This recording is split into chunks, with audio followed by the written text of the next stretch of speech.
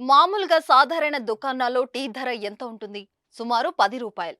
మహా అయితే రూ. 20. కానీ అయోధ్యలో టీ ధరలు మాత్రం ఆకాశనంటుతున్నాయి. జనవరి 22న అయోధ్యలో రామ మందిర ప్రారంభోత్సవం జరగగా ప్రాణ ప్రతిష్ఠ తర్వాత రోజులు భక్తులకు దర్శన భాగ్యం కల్పించారు. లక్షలాది మంది భక్తజనం అయోధ్యకు చేరుకుంటున్నారు. దీంతో అయోధ్య పరిసరాలు కిక్కిరిసిపోతున్నాయి. భక్తులు భారీగా తరలి వస్తుండడంతో అక్కడ షాపులకు వ్యాపారం కూడా బాగానే పెరిగింది. చాయ్ దుకాణం నుంచి హోటల్స్ వరకు అన్ని షాపుల్లో రద్దీ కనిపిస్తుంది. గజం కేవలం 4,500 రూపాయలతో 165 గజాల భూమి కేవలం 8 లక్షలు మాత్రమే. ఇదే అదును అని భావిస్తున్న కొంతమంది యజమానులు నిలువు దోపిడీకి సిద్ధమయ్యారు. రేట్లను అమాంతం పెంచేసి డబ్బులు సంపాదిస్తున్నారు. తాజాగా అయోధ్యకు వెళ్లిన భక్తులు ఓ సాధారణ రెస్టారెంట్లోని టీ ధరను చూసి షాక్ అయ్యారు.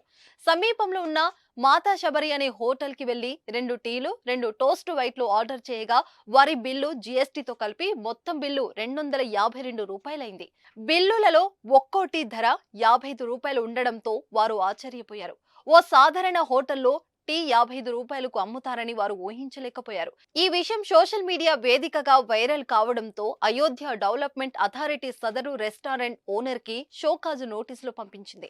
3 రోజుల్లోగా ఈ ఘటనపై వివరణ ఇవ్వాలని రెస్టారెంట్ కు ఆదేశాలు జారీ చేసింది. లేని పక్షంలో ఆ హోటల్ లైసెన్స్ రద్దు చేస్తామని తీవ్ర హెచ్చరికలు చేసింది.